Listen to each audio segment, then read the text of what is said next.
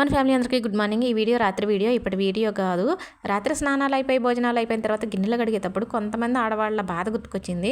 కొంతమంది విషయం ఏంటంటే, నా విషయంలో అసలు అలాంటి బాధే లేదనుకోండి. ఏంటంటే ఉదయం నుంచి సాయంత్రం దాకా ఏవో ఒక పనులు చేస్తూనే ఉంటాం. సాయంత్రం కూడా పనులు ఎక్కువే ఉండవి.